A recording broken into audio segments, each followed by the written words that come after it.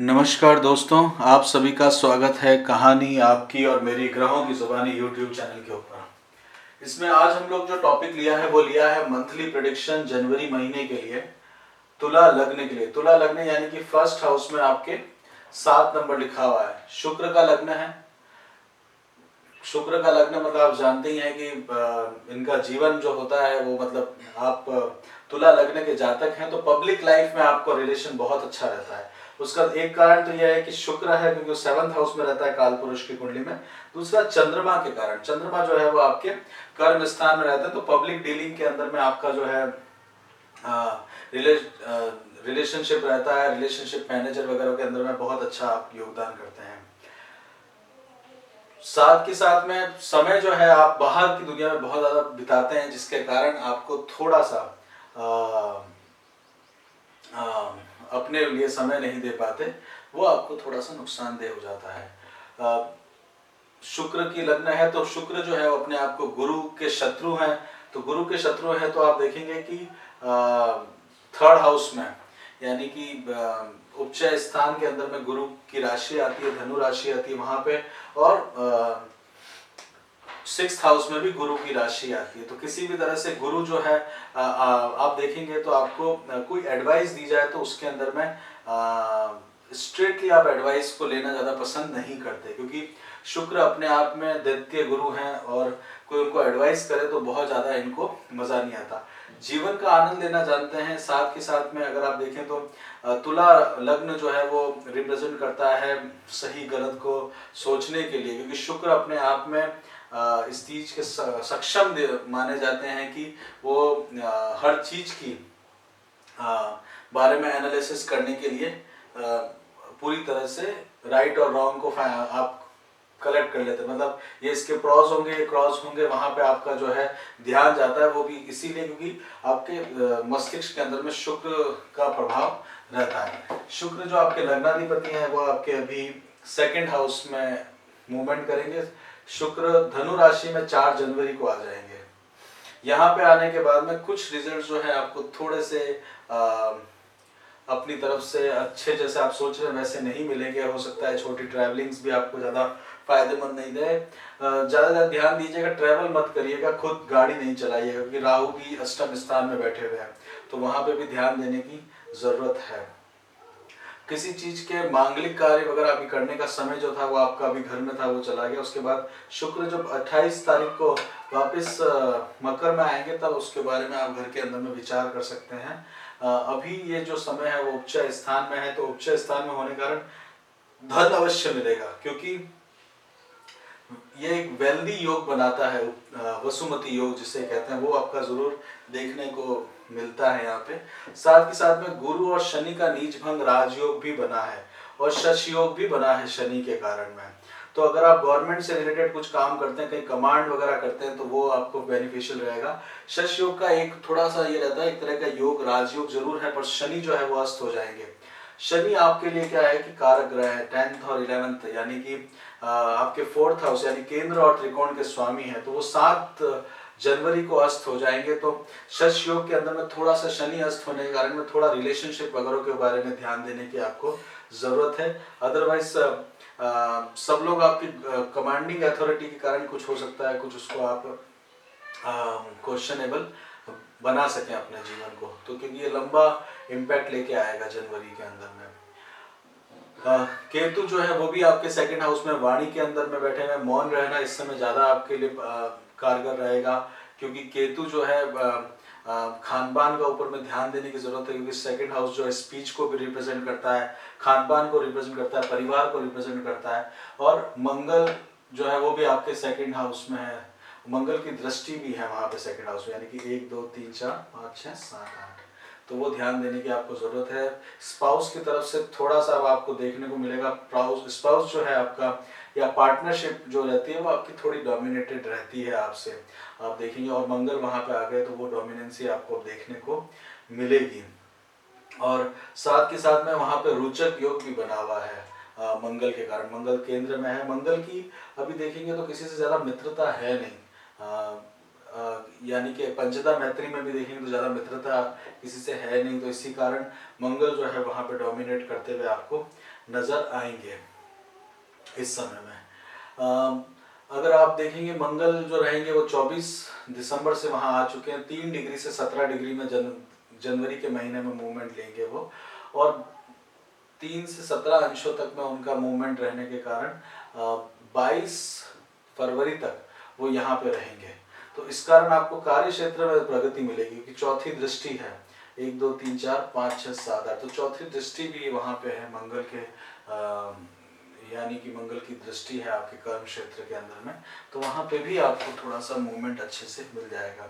शनि की दृष्टि जो है वो आप देखिएगा, तीसरी दृष्टि जो है वो आपके कर्जे के ऊपर में है, व्यय के स्तर में, वो उसको थोड़ा सा वो कम करते हुए नजर आएंगे, अस्त हो जाएंगे। उस कारण थोड़ा सा उसमें आपको जो कहीं से ईएमआई वगैरह चल रही हो तो उसको ध्यान देने की आपको जरूरत पड़ेगी, पहले से ही फंड रखिएगा 7 जनवरी से पहले, अदरवाइज 22 फरवरी तक उसका शॉर्टेज आप अपने आप में देखेंगे। गुरु भी जो है वो भी अपनी पसंदीदा राशि में नहीं है, तो वहाँ से भी वो रिजल्ट्स इतने अच्छे दे नहीं पाएंगे। तो नीच भंग राजयोग जो है वो उसका इम्पैक्ट जो है वो भी आपको जनवरी के अंदर में देखने को मिलेगा। माता पिता की सेहत का आपको ध्यान रखना पड़ेगा, क्योंकि गुरु की राशि में सूर्य आए, सूर्य पिता को रिप्रेजेंट करते हैं, और उनकी हेल्थ से रिलेटेड आपको इस समय ध्यान देने की जरूरत यहाँ पे पड़ेगी। बुध आपके मित्र हैं, बुध जो है वो आपके भाग्य के भी स्वामी है, साथ के साथ में आपके व्यय के भी स्वामी है, तो बुध जो है वो आपके तीसरे घर में आए हैं। ये बुध का मूवमेंट रहेगा, 6 तारीख को बुध जो है मकर में आ जाएंगे, कि केंद्र में आ जाएंगे, तो भाग्य के स्वामी केंद्र के अंदर में आने में, तो भाग्य घर से आपको सपोर्ट मिलने के चांसेस इसमें बनते हुए दिख रहे हैं। साथ के साथ में अगर आप देखेंगे तो सूर्य जो है वो आपके लिए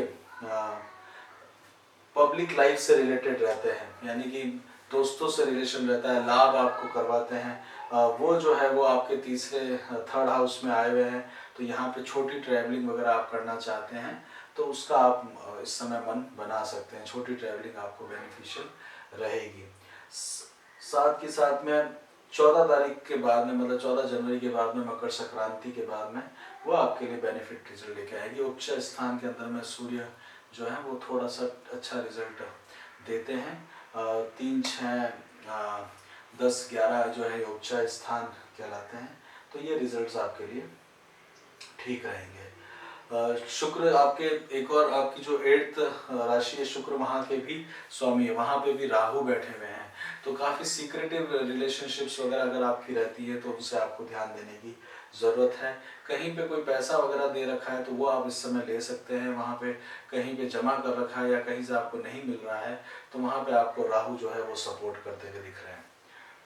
ओवरऑल ये समय जो है वो आपके लिए अच्छा रहेगा, क्योंकि शुक्र जो है वो 2nd हाउस से बाद में शुक्र जो है वो 3rd हाउस में आएंगे, तो थोड़ा सा ध्यान देने की ज़रूरत है, परंतु मंगल इस पार्टनरशिप के अंदर में ग्रोथ होते हुए आप इस समय देखेंगे अपने आप को। पार्टनरशिप में आपको फायदा भी हो सकता है, अगर आप पार्टनर के नाम से कोई ज़मीन वगैरह भी लेते हैं तो रोचक योग यहाँ पे बना हुआ है, जो कि बहुत बेनिफिशियल है। ज़मीन से रिलेटेड अगर आप अपना डीलिंग करना चाहते हैं तो वहाँ आप फ़ायदा इसको उठा सकते हैं। घर बनाने के बारे में अगर आपका सोच रहे हैं तो घर बनाने के बारे में भी आप इस समय सोच सकते हैं। अगर लोन लेते हैं तो शनि की भी तृतीय दृष्टि वहाँ पे है, तो वो भी आपको लंबे समय तक का बेनिफिट उसमें लेके जाएगी। ओवरऑल हेल्थ जो है वो आपकी ठीक रहेगी, हेल्थ के अंदर में बहुत ज़्यादा मेजर कुछ नहीं है। थोड़ा सा खुद का पित्त का जरूर ध्यान दीजिएगा, क्योंकि पित्त की प्रॉब्लम आपको हो सकती है, वो देखना कुंडली में देखने से पता चल रहा है जनवरी के अंदर में। एजुकेशन जो है वो थोड़ी सी धीमे होगी, वो देखने को मिल रहा है। जॉब से रिलेटेड कामकाज ठीक चलता रहेगा, थोड़ा सा टेंशन आ सकता है, क्योंकि गुरु जो है वो खुद नहीं 10th हाउस में हुआ है, नीच के हुआ है, इसलिए ध्यान देना पड़ेगा। पैसों से रिलेटेड देखा जाए तो धन आपका बना रहेगा, उसके अंदर में कमी नहीं आएगी। शादी से रिलेटेड बात करें तो विवाह के योग जो है वो 3 4 5 6 7 8 9, तो वो विवाह के योग अभी जो है वो इतने प्रबल नहीं है, तो विवाह के योगों के लिए आपको अगर देखा जाए तो थोड़ा एफर्ट्स डालने पड़ेंगे। हालांकि मंगल वहाँ बैठे हुए हैं, तो वो एक सपोर्ट ज़रूर लेके आ सकते हैं इमीडिएट डिसीजंस के ऊपर में। प्रेम के बारे में देखा जाए तो वो समय आपके लिए अच्छा बना रहेगा। आपके लिए ओवरऑल जो है मैरिटल लाइफ जो है वो अच्छी चलती हुई नज़र आएगी, आपको दिखेगी। बिजनेस के लिए अगर बात करी जाए तो वहाँ आप अपनी ग्रोथ इस समय देख सकते हैं। बिजनेस आपका अभी जनवरी के शुरुआत में यानी कि 1-2 जनवरी को आप देखेंगे आपको फ़ायदा मिलेगा। उसके बाद में कुछ रिजल्ट्स आपको बिजनेस से रिलेटेड अच्छे देखने को मिल सकते हैं। घर खरीदने के बारे में देख रहे हैं तो ये समय आपके लिए अच्छा है। लॉन्ग टर्म प्लानिंग आप करना चाहते हैं घर के लिए तो वो आप प्लान इसके अंदर इस समय में कर सकते हैं। शनि अस्त रहेगा आपके लिए कारक ग्रह है तो वो आपको थोड़ा सा शनि के हिसाब से देखा जाए तो उसके उपाय करने की ज़रूरत है। अगर कुंडली के अंदर में भी शनि की पोजीशन अच्छी नहीं है तो ध्यान देने की उसमें ज़रूरत है। शनि मंदिर जाने से आपको फ़ायदा इस समय देखने को मिलेगा। ओवरऑल देखा जाए तो कुंडली में सूर्य जो है वो 3rd हाउस में बैठे हुए हैं। शुक्र जो है वो आपके लिए इम्पोर्टेंट लेके आएंगे।